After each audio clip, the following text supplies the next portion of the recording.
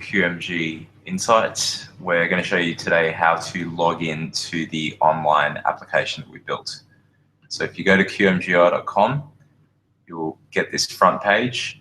On the top left-hand side, if you hover over the login button, you'll see Main, Report Generator, and QMG Insight Online. Click on QMG Insight Online and enter the trial code, or if you're already an existing user, your login details.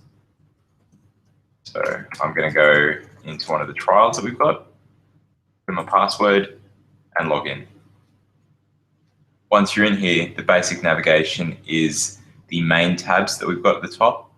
We split it up into countries, products, and stocks, and you've got filters on the left-hand side. You can also click on the charts themselves and filter that way. I'll click on the United States here.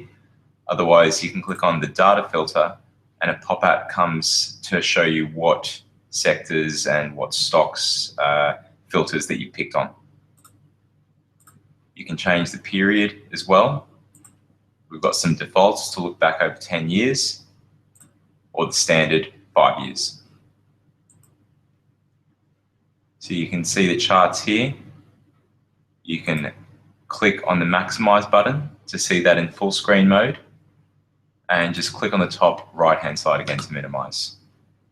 It's fully interactive, so clicking on something like consumer discretionary within the United States, I can see the charts here, price, cost, and volume. I can highlight on the charts as well. I've got the option to go back in terms of my selections, or I can click on the data tab filter to actually go back and unselect and reselect other options. I can look at other countries as well. The heat map has a legend here with green being more positive. The stronger the green, the more positive. The stronger the red, the more negative in terms of our view on that sector. Changing back to the United States, I can then click into the product and see how we've ranked them. If I click on any of the headers, when you double click, you can resort, and we can do that for any of the measures that are available here. QMG score is our overall rating for a particular sector. If I click on one of these sectors, I can see here what's driving it, where it was last month compared to this month, the sales, margin, price, volume, and cost earnings drivers. At the bottom here, I can see the basic price, cost, and volume. I can also see different stocks that we have mapped to this sector. I can also click on each of these underlying gauges to see what is driving that and where, for example, the QMG score has been historically. We can also highlight in there to zoom in, and that also applies to the sales, margin, price, cost, and volume options that you can click on as well.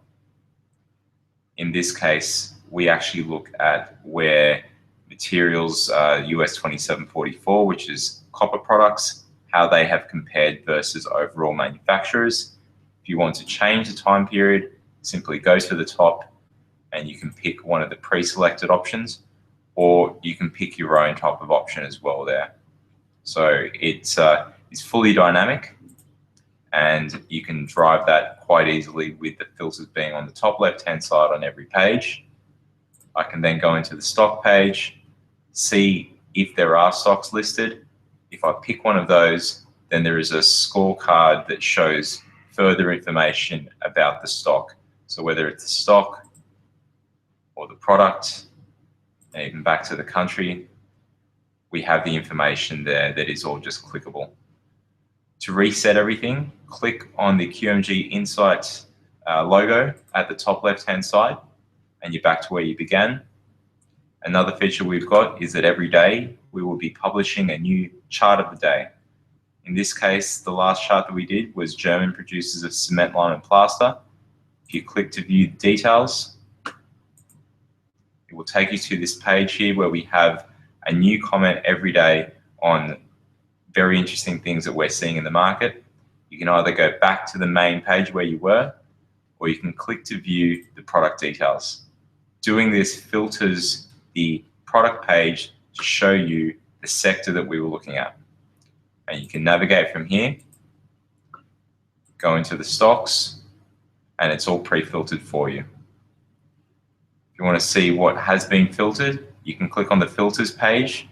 You can click also on current to show you what has been selected, or you could hit the reset button on the page and it will just pull everything back to all countries being selected in just the latest 5-year period.